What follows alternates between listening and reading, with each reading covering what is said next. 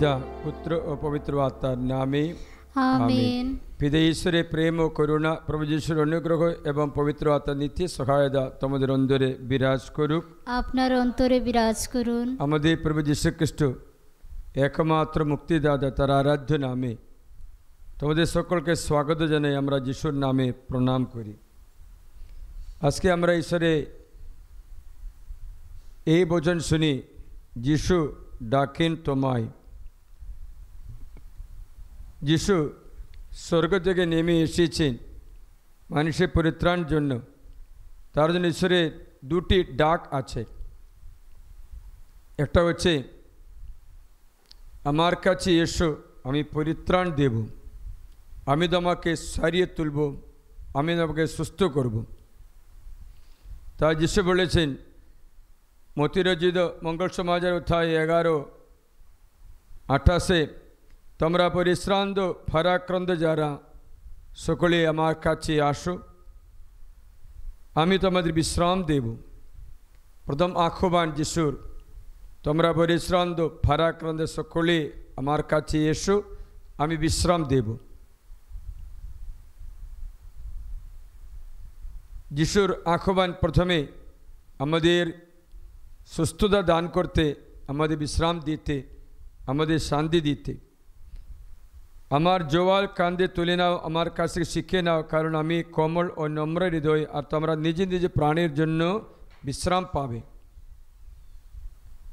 নিজে নিজে প্রাণের জন্য বিশ্রাম পাবে। আমার কাছে এসো, কারণ আমার জোয়াল সুবহ, আমার বোঝা লঘু ভার।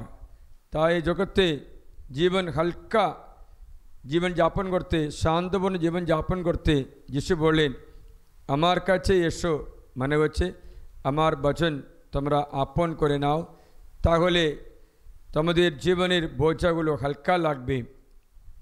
আমি বিশ্রাম দেব, আমি শান্তি দেব। যিশুর আহ্বান শুনে অনেক ব্যক্তিরা যিশুর কাছে গিয়েছে, অনেক ব্যক্তিরা বিশ্রাম পেল। মতিরজিত মঙ্গল অধ্যায় 9 দেখা যায় একজন পক্ষাঘাতগ্রস্ত রোগী, তাকে 4 জন সাহায্যে কাটিয়ে তুলে নিয়ে যিশুর কাছে নিয়ে যাচ্ছে। জায়গা পাচ্ছে না বলে ছাদ ছিদ্র করে যেখানে যে ঘরে যিশু ছিল তার সামনে চাদরটা নামালো। যিশু তাদের বিশ্বাস দেখে তাকে নিরাময় করলেন, পাপমোচন দিলেন। তাই যীশুখ্রিস্ট এই পক্ষাঘাতগ্রস্ত রোগীকে নিয়ে আসা ব্যক্তিদের বিশ্বাস দেখে বলেছেন উঠে হেঁটে বেড়াও। সে সঙ্গে সঙ্গে উঠে দাঁড়িয়ে বাড়ি চলে গেল। মতিরজিত মঙ্গল অধ্যায় 9:1-8 পড়তে পারি। মানে হচ্ছে যিশুর আহ্বান শুনে কাউকে নিয়ে আসছে, নিয়ে আসা ব্যক্তিদের বিশ্বাস দেখে যিশু রোগীদের নিরাময় করে। আরও অনেক ব্যক্তিরা যিশুর কাছে আসে। প্রথম আহ্বান আমার কাছে এসো পরিত্রাণের জন্য। পাপময় জীবন যাপন করে একটা মহিলা পাপের বোঝা বহন করে যিশুর আহ্বান শুনে যিশুর কাছে যাচ্ছে। যিশুর কাছে যাওয়া সময়ে তার কী হলো, লুকাস মঙ্গল সমাজ অধ্যায় 7:34 শোনা যাচ্ছে ফরিসীদের একজন তাকে নিজের বাড়িতে ভোজে নিমন্ত্রণ করলেন। তখন তিনি সেই ফরিসির বাড়িতে প্রবেশ করে ভোজে বসলেন। তখনই সেই শহরের এক পাপিষ্ঠ স্ত্রীলোক হঠাৎ এসে উপস্থিত হলো। সে শুনতে পেয়েছিল যে তিনি সেই ফরিসির বাড়িতে খেতে বসেছেন। তাই সাদা ফটিকের একটা পাত্রে করে সুগন্ধি তেল নিয়ে এসেছিল। তার পিছনে তার পায়ের কাছে বসে কাঁদতে কাঁদতে লাগলো। সে তেল ঠেলে চোখে জল ফেলতে ফেলতে পা ভিজিয়েছে এবং নিজের মাথার চুল দিয়ে পা মুছে দিল, পা দুটি চুম্বন করলো এবং সুগন্ধি তেল মাখাতে লাগলো। যিশুর কাছে আসছে। যিশুর আগমন শুনে তোমরা পরিশ্রান্ত ভারাক্রান্ত সকলে আমার কাছে এসো। সবাই আহ্বান শুনে না, কেউ না কেউ শুনে। শোনা ব্যক্তি যিশুর কাছে আসে। যিশু তাকে কি বললেন, নারী তোমার পাপ ক্ষমা করা হলো। তোর সমস্ত পাপ ক্ষমা করা হলো, পাপের বোঝা নামিয়ে দিয়েছে। যিশু বলেছেন এবার শান্তিতে দাও। এই জন্য আপনাকে বলছি, এই যে বহু পাপ, এর যে বহু পাপ তা ক্ষমা করা হয়েছে, কারণ এ বেশি ভালোবাসা দেখিয়েছে। মানে হচ্ছে সে ব্যক্তি এসে খ্রিস্ট যিশুর কাছে এসে কি হলো, পাপের ক্ষমা পেয়েছে। আগের ব্যক্তি শারীরিক সুস্থতাও পাপের ক্ষমাও পেয়েছে। এবার আসা এই পাপিষ্ঠ মহিলা পাপের ক্ষমা পেয়ে শান্তি ফেরত পেয়েছে, শান্তিতে বাড়ি যেতে পারছে, পরিত্রাণ মানে স্বর্গরাজ্য পেয়েছে। সে মহিলা আবার কখনো পাপের রাস্তা ফিরে যায় না। প্রিয়জনেরা, যিশু আহ্বান শোনা, যিশুর আহ্বান শোনা ব্যক্তিরা যিশুর কাছে গিয়ে সুস্থতা লাভ করে। শারীরিক সুস্থ হোক, মনে শান্তি হোক। মতিদ মঙ্গল সমাজ অধ্যায় 8-এ যিশুর কাছে একটা কুষ্ঠরোগী যাচ্ছে, 1-4। কুষ্ঠরোগী যেতে নেই ইহুদি নিয়ম অনুসারে, কিন্তু যিশুর আহ্বান, আসুন পরিশ্রান্ত ভারাক্রান্ত সকলে আসুন। এক সাইডে বারণ আছে, কুষ্ঠরোগী বাইরে যেতে নেই, মানুষের সঙ্গে মেলামেশা করতে নেই, শহরে বনে জঙ্গলে থাকতে হবে, কারণ ছোঁয়াচে রোগ আছে। কিন্তু যিশুকে বলেছেন আমার কাছে এসো। যিশুর আহ্বান শুনে সে কী করলো, যিশুর কাছে গেল। পরে যিশুকে জিজ্ঞাসা করলেন, যিশু তুমি চাইলে আমাকে সুস্থ করতে পারো, তুমি চাইলে আমাকে সুস্থ করতে পারো। যিশুকে বললেন, হাত বাড়িয়ে তাকে স্পর্শ করে যিশু বললেন, আমি চাই সেরে উঠো, আমি চাই সুস্থ হয়ে যাও। তখন কী হলো, সুস্থতা লাভ করলো। যিশু তাকে সুস্থ করে দিয়েছে। Hallelujah, hallelujah, hallelujah, hallelujah, hallelujah. তাই কারো কারো যিশু খ্রিস্টের কাছে যায় আহ্বান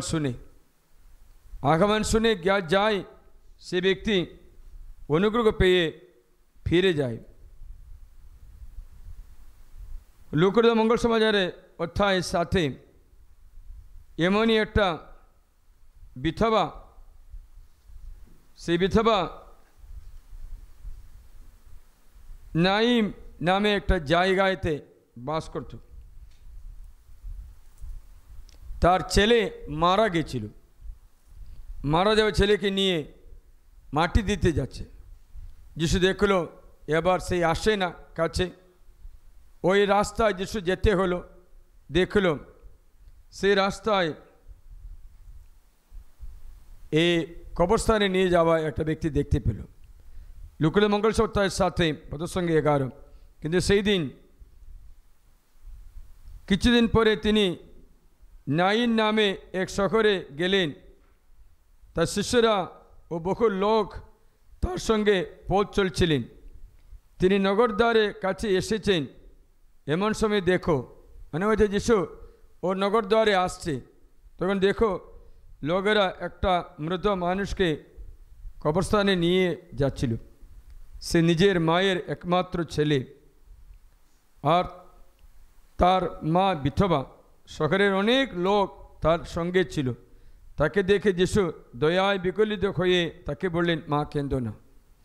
মানে হচ্ছে এবার যিশু ও রাস্তায় চলতে সময় হঠাৎ দেখলো কেউ যিশুর সম্মুখীন আসছে। Someone is coming towards Jesus Christ carrying a dead body, মৃত শরীর নিয়ে আসছে। যিশু ও রাস্তায় যাচ্ছে, পরস্পরে মুখোমুখি হলো। একজন মৃত, একজন জীবন দান করা ঈশ্বর। মৃত ব্যক্তির সামনে জীবন দান করা ঈশ্বর তার একদম সম্মুখে। কি হলো, মৃত্যু এবং জীবনের মধ্যে লড়াই হচ্ছে। যিশু মাকে বললেন, কেঁদো না। মা বললেন, কি করে কাঁদবো না, আমি তো বিধবা, একটাই ছেলে, সেও মারা গেছে। দুঃখ তো হবে। যিশু দয়ায় বিগলিত হলেন। মনে হয় যে যিশু প্রথম আহ্বান, আমার কাছে এসো, আমার কাছে এসো। By mistake someone going to Jesus Christ, by force someone is taken to Jesus Christ, or by desire someone is coming to Jesus Christ. আমরা তিন রকম ব্যক্তি দেখতে পাচ্ছি। প্রথমে যিশুর আগমন শুনে যিশুর কাছে আসছে, স্বেচ্ছায় আসছে। পরে দেখলাম কেউ তাদের বিশ্বাসে নিয়ে যাচ্ছে একজনকে। তৃতীয়, যিশু এমন রাস্তায় বের হওয়ার সময় একটা মৃতদেহকে নিয়ে আসা সম্মুখীন হতে, যিশুর সম্মুখীন করতে অ্যাক্সিডেন্টালি, মানে হচ্ছে ইচ্ছাকৃত নয়, ও রাস্তায় একজন মৃতদেহ মাটি দেবার এটা মিছিলে দেখতে পেল। তবু যিশু সম্মুখীন হয়েছে। যিশু কী করলেন? সে মাকে বললেন, কেঁদো না। তাকে বলেছেন, দাঁড়াও। তা কাটুলি স্পর্শ করলেন, সঙ্গে সঙ্গে সেই যুবক, যে বাহকেরা থামলো, যিশু যুবককে বললেন,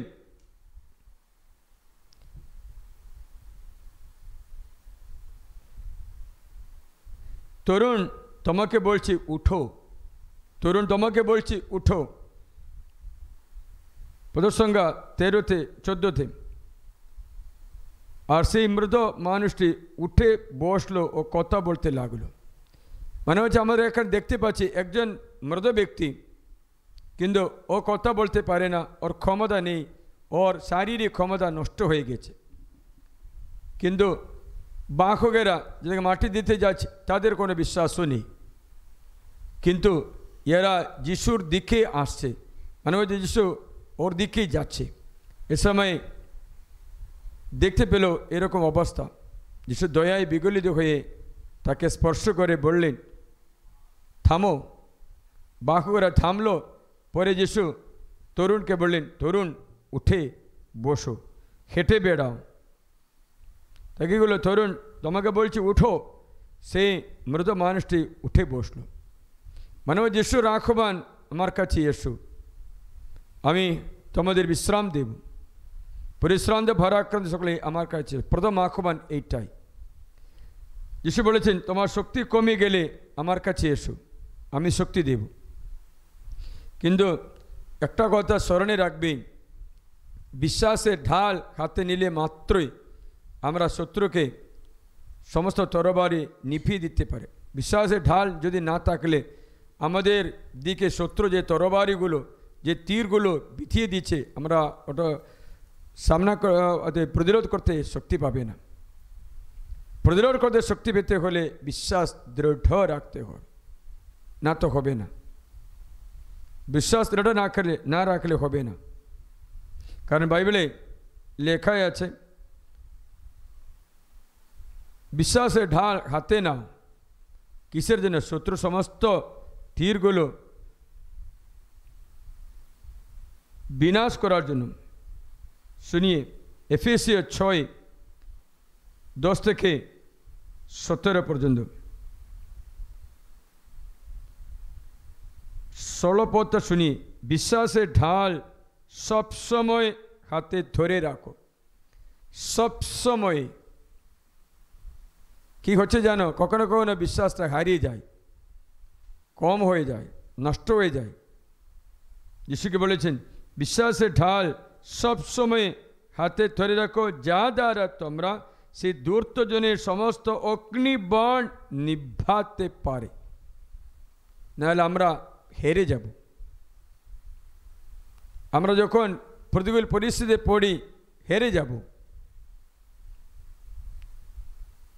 আমরা শত্রুর এই বাণ, এই তীরগুলির অগ্নিবাণ বলে, অগ্নি দিয়ে তারা কী করে প্রতিরোধ করব? বিশ্বাসের ঢাল। লেখা আছে, লেখাই আছে বচনে বিশ্বাস করে বিশ্বাসের ঢাল হাতে নিতে হবে। তাহলে অলৌকিক কাজ দেখবে। একদিন আমি একটা ঘটনা তোমাদের জানাচ্ছি, এটা আগেও তোমাদের স্মরণ করে দিলাম। আমাদের একটা রিট্রিট সেন্টারে একটা মেয়েকে নিয়ে তার শাশুড়ি শ্বশুর আসছে। ঘটনা এই যে, ভালো একটা পরিবার, ছেলে ভালো চাকরি, বিদেশ চাকরি আছে, বিবাহ করেছে। বিবাহ করে 3 মাস বাড়ি খাটলো, তারপরে কাজের জন্য ফেরত যাচ্ছে। তার স্ত্রী, বাবা মা, শ্বশুর শাশুড়ির সঙ্গে থাকে। 6 মাস হলো, ভালোই চলছে, সব ঠিকই আছে, 1 বছর মতো মোটা চলছে। সে ছেলে একমাত্র ছেলে, হঠাৎ সে মেয়ে বললো পেট ব্যথা হচ্ছে। হসপিটালে ভর্তি করে দেখলো তার ওভারিতে একটা টিউমার ধরে, টিউমার ক্যান্সারের দিকে চলছে। ডক্টর বলেছে এই ওভারি বাদ দিতে হবে, ওভারি বাদ দিতে হবে, এত ক্যান্সার তাড়াতাড়ি স্প্রেড হচ্ছে, তাড়াতাড়ি বাদ দাও। সকলে বলে হসপিটালে ভর্তি করলো, একটা ওভারি বাদ দিল, একটা মাত্র ওভারি আছে। পরে আর 6 মাস হলো, আবার পেট ব্যথা হলো, দেখা গেল দ্বিতীয় ওভারিতেও ক্যান্সার ধরেছে। এর মানে কি আর কখনো বাচ্চা হতে পারবে না। তখন সে বাবা মা তার ছেলের পুত্রবধূকে নিয়ে খুব কাঁদছে, সবাই শোকাচ্ছন্ন হয়ে, এবং শ্মশানের মতো বাড়ি, কেউ খাচ্ছে না, হাসছে না, আনন্দ নেই, কিছু নেই, সবাই কাঁদছে। অপারেশন ডেট বলেছে, এডিটে করতে বলেছে, তাড়াতাড়ি করতে, নাহলে শরীরে স্প্রেড হবে বলেছে। যদি একটা ওভারি আরেকটা ওভারিতে স্প্রেড হয়ে গেল, আর বাকিটা স্প্রেড হবেই, তাড়াতাড়ি করে বাদ দিয়ে দেওয়া বলেছে, অপারেশন ডেট বলেছে। তখন ছেলে বাড়ি আসলো, শুনলো এরকম অবস্থা, তার স্ত্রীর অবস্থা দেখে, পিতামাতার দুঃখ দেখে সকলে ভেঙে পড়ল। সবাইকে মিলে নিলে আমাদের রিট্রিট সেন্টারে নিয়ে আসলো। রিট্রিট সেন্টারে আসার সময় ফাদার বলেছেন অপারেশন তো করতে হবে, কারণটা স্প্রেড হচ্ছে, তাড়াতাড়ি মেয়েকে বাঁচানোর জন্য অপারেশন করতে হবে। তখন ও বাবা মায়েরা আর কোনো উপায় নেই ফাদার, অপারেশন বিনা এটা সুস্থ হবে না। ফাদার প্রার্থনা করলো, আবার ঈশ্বরের মেসেজ, অপারেশন করতে দাও, অপারেশন করতে হবে ফাদার।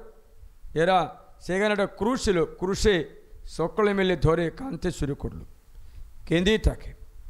অপারেশনের তারিখ ডিসেম্বর মাসে নাকি 14 তারিখ নাকি অপারেশন তারিখ হলো, দিন আসছে, এরা ক্রুশে ধরে সকলে কাঁদছে, সকাল থেকে দুপুর পর্যন্ত কেঁদেই থাকে, ক্রুশে ধরে ছাড়ে না, খেতেই যাচ্ছে না, সবাই কাঁদছে। বাড়ি কেন যাব, আশা নেই, সবটা শেষ, এখানে থাকবে, এখানেই মরবো, যিশুকে ধরে থাকে। তখন ফাদার আবার দয়ায় বিগলিত হয়েছে, ওদের এত কান্নাকাটি দেখে মনে কষ্ট হলো। ফাদার তাদের ডেকে বলেছেন, কারণ মেসেজ কিছু বলেনি, মেসেজ কিছু নেই, আশীর্বাদ করে বললেন, শোনো, এতে চোখে জল নষ্ট হবে না, দেখো হসপিটালে ভর্তি করো, কিন্তু অপারেশন আগে আবার চেক করো, কোনো অলৌকিক গাছ দেখতে পাবে, এরকম বলে পাঠালো। ফাদার পাঠালো যেন ঘরে যায়, আশার বচন দিয়ে পাঠালো। এরা বাড়ি গিয়ে যিশুকে ধরে প্রার্থনা ছিল, অপারেশনের আগে হসপিটালে ভর্তি করে দিল, আর কোনো উপায় নেই। তখন আবার ফাদার যে বলেছে, ডক্টর বলেছে আবার একটা স্ক্যানিং করতে হবে। ডক্টর বলছে গেল সপ্তাহ তো করেছি, আরে কি করতে আছে, না না আরেকবার করতে হয়। দ্বিতীয়বার স্ক্যান করলে দেখলো ক্যান্সার নেই, ক্যান্সার আর নেই, অপারেশন করতে হয়নি।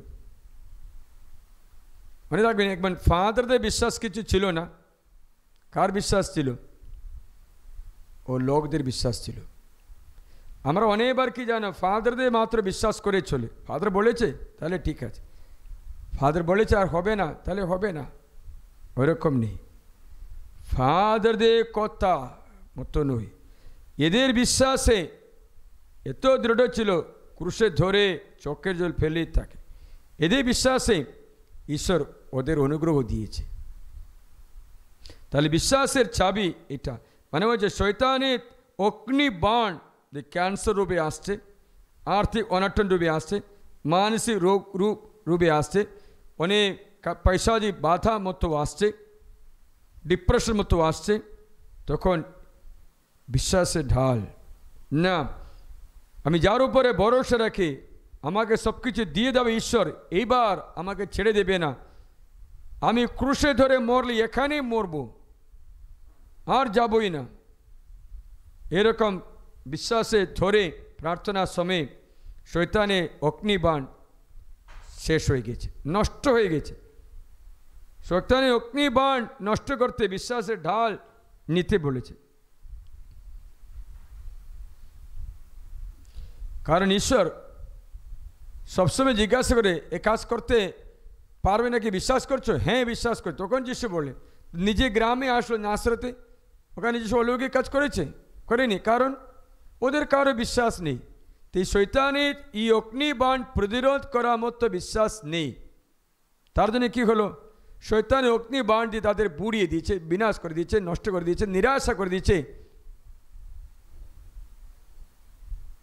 শয়তানের অগ্নিবাণ তাদের সামনে শক্ত পর্দার মতো হয়েছে, অর্থাৎ ভাঙতে পারছে না। ভাঙতে হলে বিশ্বাসের ঢাল হাতে নিতে হবে। একবার যিশুর কাছে একটা রোগীকে নিয়ে আসলো।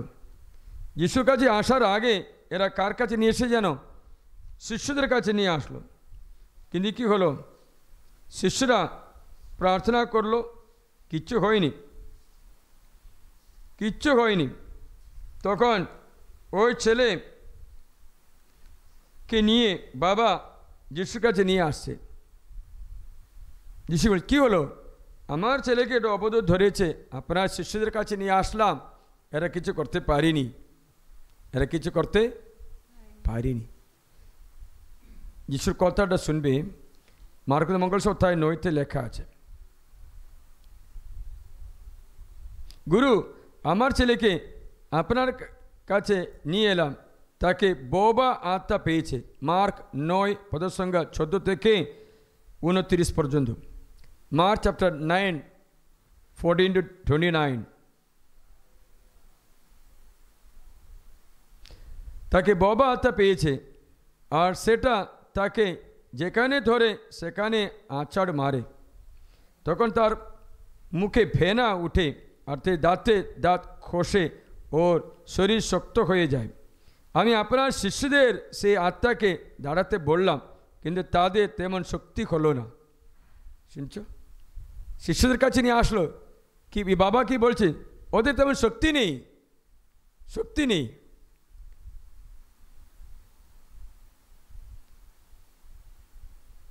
তিনি এই বলে তাদের উত্তর দিলেন, হে অবিশ্বাসী প্রজন্মের মানুষ। কি বলেছেন? অবিশ্বাসী, বিশ্বাস নেই আপনাকে বলেছে। কাকে বলে? শিষ্যদের বিশ্বাস নেই বলেছে, বা যে নিয়ে আসা ব্যক্তিকে বিশ্বাস নেই বলেছে? নিয়ে আসা ব্যক্তিকে বলছেন। যিশু উত্তরে বলেন, এই অবিশ্বাসী প্রজন্মের মানুষেরা, আমি আর কতদিন তোমাদের মধ্যে থাকবো? আপনারা আমার শিষ্যকেও আমার ঈশ্বর তাদের মধ্যে আছে, বিশ্বাস করতে হবে। বিশ্বাস করে না, ওরা বলছে শিষ্যরা কিছু করতে পারবে না, গুরুর কাছে নিয়ে যাব, ও শিষ্যের কাছে কিছু করতে পারবে না। তারা কতদিন তোমাদের সহ্য করব, তোমরা তাকে আমার কাছে নিয়ে এসো। তার কাছে নিয়ে গেল, তাকে দেখা মাত্র আত্মা তাকে তীব্রভাবে মুচুড়িয়ে ধরলো, ও সেই মাটিতে পড়ে ফেনা তুলে গোড়াগড়ি দিতে লাগলো। তখন তিনি তার পিতাকে জিজ্ঞাসা করলেন, এর এই অবস্থা কতদিন ধরে চলছে? সে বলল, ছেলেবেলা থেকে। আর সেই আত্মা একে মেরে ফেলার জন্য বহুবার জলে ফেলে দিয়েছে, কিন্তু আপনি যদি কিচ্ছু না কিছু করতে পারেন। এবার কি বলছেন? আপনি যদি কিছু না কিছু করতে পারেন, তবে আমার প্রতি দয়া করে সাহায্য করুন। আপনি কিছু করতে পারেন তাহলে করো। বিশ্বাস আছে কি না? যিশু তাকে বললেন, যদি পারেন। বিশ্বাসের পক্ষে সবই সাধ্য। যিশু বলেছেন ঈশ্বরের পক্ষে সবই সাধ্য বলেছেন, ঈশ্বরের পক্ষে সবই সাধ্য বলেছেন। বিশ্বাসের পক্ষে সবই সাধ্য। তাহলে চাবি কার হাতে আছে? ঈশ্বরের হাতে আছে, আপনার হাতে আছে, নিজের হাতে আছে। এই বিশ্বাসটা আমরা অন্তরে জ্বলতে হলে ঈশ্বরের বাণী শুনতে হবে। বিশ্বাসটা জ্বলতে হলে ঈশ্বরের বাণী শুনতে হবে। যাই হোক, যিশু কি বলেছেন? যদি পারেন। বিশ্বাসের পক্ষে সবই সাধ্য। ঈশ্বরের পক্ষে সবই সাধ্য বলেছেন? বলেনি। ফাদারদের সাথে সবই সাধ্য বলেছেন? বলেনি। যাদের বিশ্বাস হয়, বিশ্বাসের পক্ষে সবই সাধ্য। তখনই ছেলের পিতা জোর গলায় বলে উঠলেন, বিশ্বাস করি, আমার অবিশ্বাসে আমাকে সাহায্য করুন। আমি বিশ্বাস করি, আমার অবিশ্বাসে সাহায্য করুন, আমার অবিশ্বাসে সাহায্য করুন। তখন লোকদের ভিড় একসঙ্গে ছুটে আসতে দেখে যিশু সে অশুচি আত্মাকে ধমক দিয়ে বললেন, হে বুদ্ধির বোবা আত্মা। কখন বলতে শুরু করলেন? সে পিতার কনফেশনের পরে, পিতার পাপ স্বীকারের পরে, পিতার বিশ্বাস স্বীকার করার পরেই যিশু বললেন, আগে বলিনি, আগে বলিনি। তাহলে আমরা রোগীদের জন্য হোক, কারো জন্য হোক, বিশ্বাসের ঢাল নিয়ে প্রার্থনা করি, তারা সুস্থ হয়। লোকদের ভিড় একসাথে ছুটে দিয়েছে, বোবাতে বললেন, হে বধির বোবাতা, আমি তোমাকে আদেশ দিচ্ছি, একে ছেড়ে বের হো, আর কখনো এর মধ্যে প্রবেশ করো না। বারণ আছে, আর কখনো প্রবেশ করো না বলার কারণ এই বাবার অতটা বিশ্বাস নেই, পরে বিশ্বাস নষ্ট করবে। তার জন্য শয়তান বলেছেন, নষ্ট করলে পরে পিঠে ঢুকতে নেই, বারণ করে দিল, না তো আবার আসতো, আবার আসতো। কেউ না কেউ বলে, প্রার্থনা করার সময় ঠিক ছিল ফাদার, আবার অসুস্থ হয়ে পড়েছে। আপনার ঘরে থাকলে ঠিক আছে, বাড়ি গেলে অসুস্থ হয়ে পড়ছে। এরকম কতজন বলছেন আমাকে, এখানে থাকলে ভালো আছে, কোনো সমস্যা, বাড়ি গেলেই সমস্যা হচ্ছে। এগুলো জেনে বলেছে, আপনি ফিরে না আসো বলেছে, সুস্থ করে দিল। প্রিয়জনেরা, তাহলে বিশ্বাসের ঢাল নিয়ে সুস্থ লাভ করব। আমরা বিশ্বাসের ঢাল কখনো আমরা করি না, নিয়ে আসেনি। এই অগ্নি বাণে, শয়তানের অগ্নি বাণে আমরা পুড়িয়ে যাই, ফেসে যাই, নষ্ট হয়ে যায়, নিরাশ হয়ে যায় ও মরে যায়। একদিন একজন বলে আসলো, তখন আমি বললাম, আপনার জীবনটা ঠিক আছে, পরিত্রাণ তো পাবে, কিন্তু আপনার যে কুকর্ম দ্বারা জগতে কত বিনাশ হয়েছে তা কে করে প্রায়শ্চিত্ত করবে, কি করে প্রায়শ্চিত্ত হবে? আপনি কুকর্ম করেছে ঠিক আছে, অনুতাপ করেছে ঠিক আছে, পশ্চাত্তাপ করেছে ঠিক আছে, আপনি পরিত্রাণ পাবে, আপনার নরকে যাবে না, আপনি স্বর্গে যাবে। কিন্তু আপনার এই কর্মের ফলে জগতে সাধিত সমস্ত বিনাশ কি করে পূরণ করবে, ক্ষতিপূরণ করতে পারবে?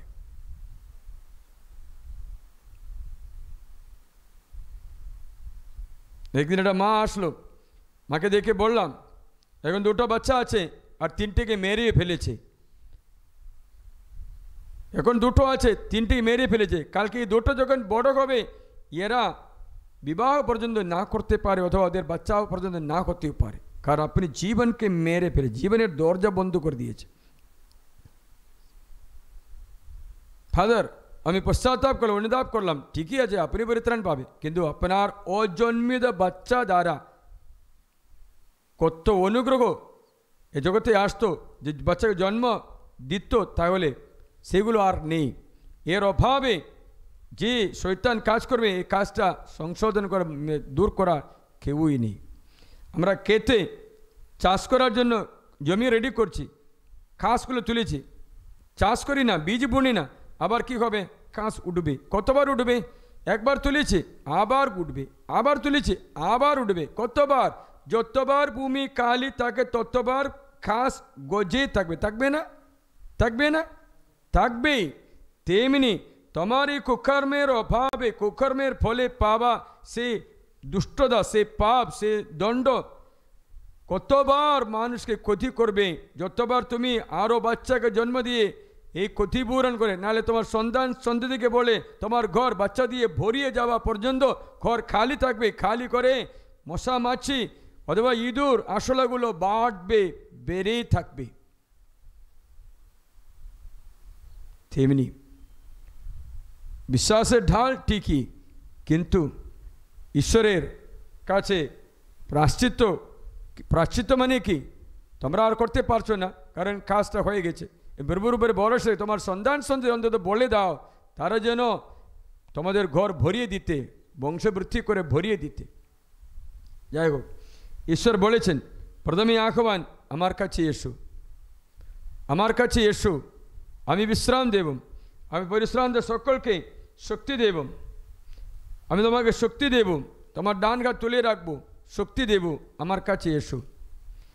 এই বচনগুলো আমরা বিশ্বাস করি। ইসাইয়াস 41 অধ্যায়ে 10 দ্বিতীয় ভাগ, আমি তোমাকে শক্তিশালী করে তুলছি,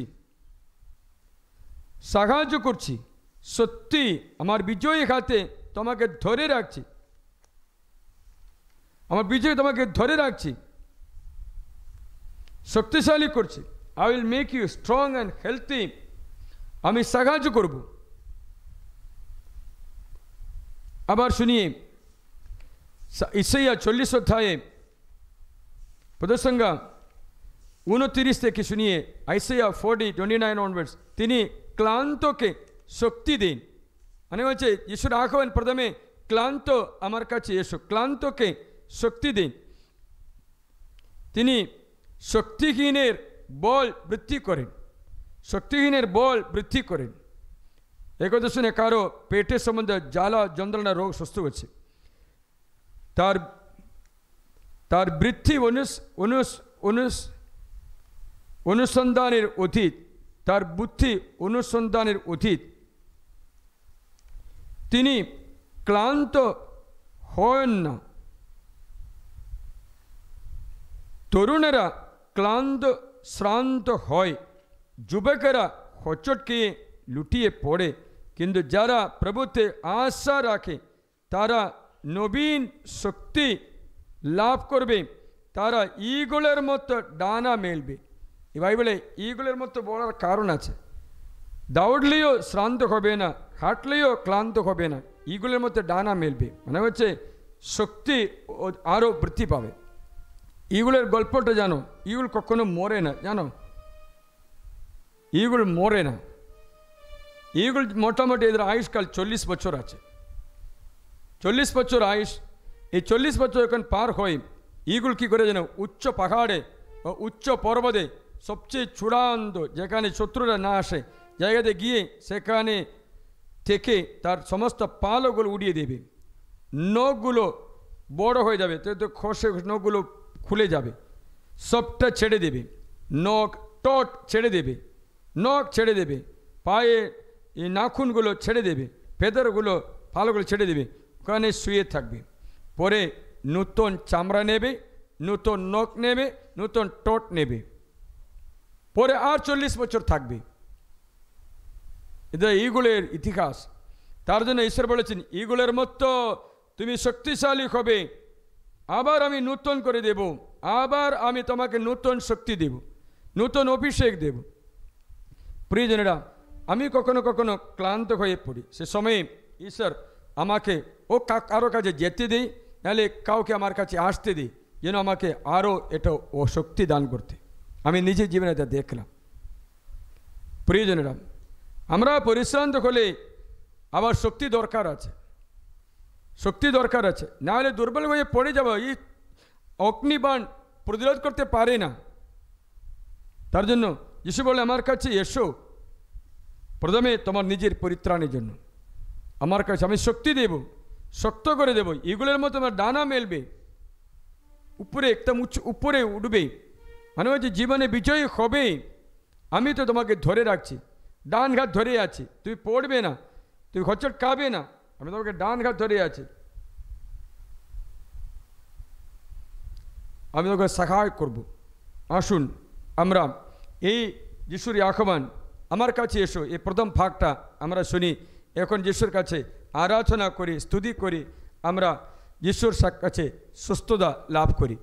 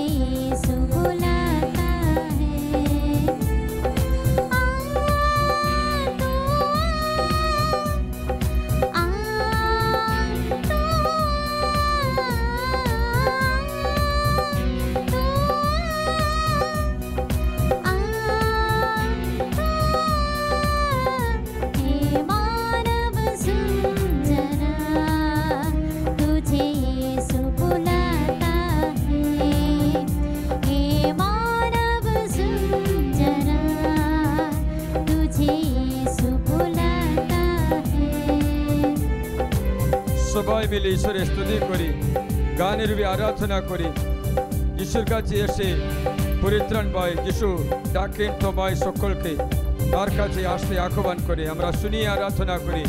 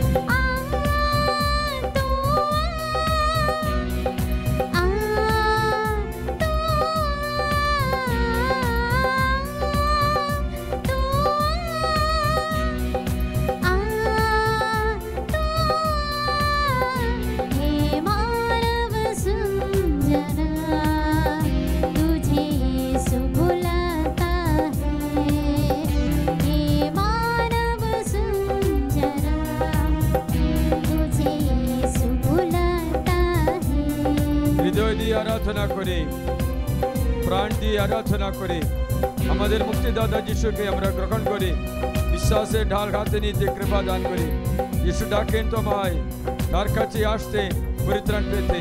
খ্রিস্ট যিশু আমাদের পরিস্থিতিতে অনুগ্রহ দান করবে। আমরা যদি তার কাছে যাই, অথবা কেউ আমাদের তার কাছে নিয়ে যায়, অথবা আমরা যিশুর সম্মুখীন হয়ে কোনো কারণে কারো মধ্য দিয়ে অনুগ্রহ পাবোই পাবো। কারণ ঈশ্বর আমাদের রক্ষা করতে এসেছেন, মনুষ্যরূপে অবতার করে যীশু খ্রিস্ট। তার সকলে মিলে আরাধনা করি।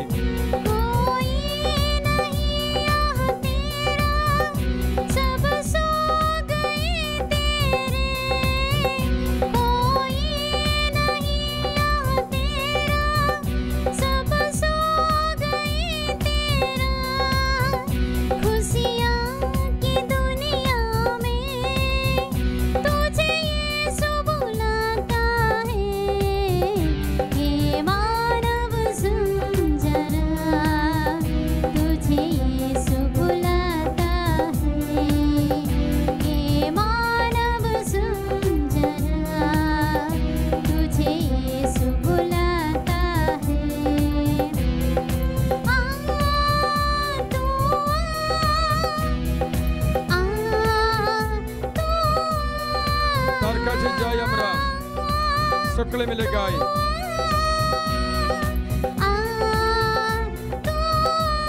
জোরে গাই। বিশ্বাসের ঢাল হাতে নেই, রোগীরা সুস্থর জন্য প্রার্থনা করি। বিশ্বাসের ঢাল হাতে নাও, তোমার জ্বালা যন্ত্রণা দূর হয়ে যায়। Bind and cast out the spirit of infirmity. আমরা যিশুর কাছে যাই, যে কোনো পরিস্থিতিতে হোক না কেন। সকলে মিলে যাই যিশুর কাছে। চলো আমরা জেরুসালেমে যাই, যিশুর কাছে যাই। সকলে মিলে জোরে মন প্রাণ দিয়ে গাই।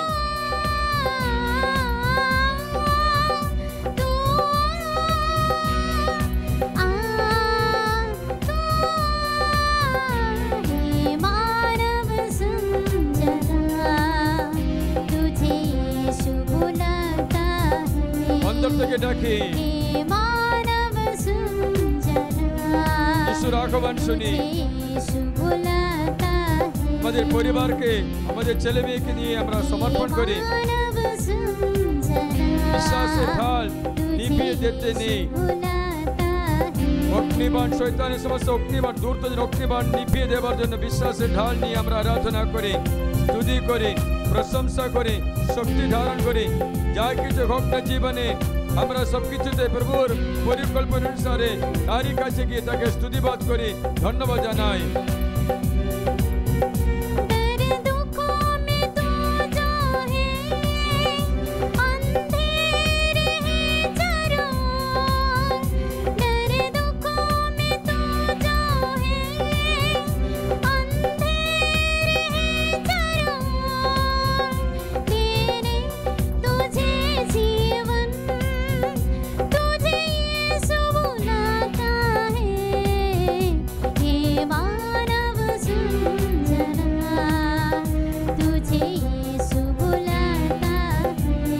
সবাই মিলে গাই हे मानव सुंदरा तुझे यीशु बुलाता নিজের বিশ্বাসে ঢাল শক্তি পাবার জন্য मानव सुंदरा যা কিছু হলেও যিশুর উপরে বিশ্বাস দৃঢ় হবার জন্য यीशु बुलाता পরিস্থিতি কি হোক না কেন যাই হোক না কেন প্রভু যিশু বাঁচাও রক্ষা করো সুস্থ দান করো ডক্টর যা বলেছে তা নয় যিশু খ্রিস্ট যাই বলে তাই সত্য যদিও ডক্টর তোমাকে বলেছে সুস্থ হবে না তুমি সুস্থ হবে বিশ্বাসের ঢাল হাতে নিয়ে প্রার্থনায় আমার সঙ্গে ঈশ্বরের আরাধনা করতে শুরু করি আমরা সুস্থ লাভ করব কারণ আমাদের ত্রাণকর্তা যীশু খ্রিস্ট মুক্তিদাতা যীশু খ্রিস্ট আমাদের ঈশ্বর আমাদের জন্য এসেছে আর এই কাছে সবকিছু আছে আমাদের সর্বস্ব তাই তিনি সবকিছু করে দেবেন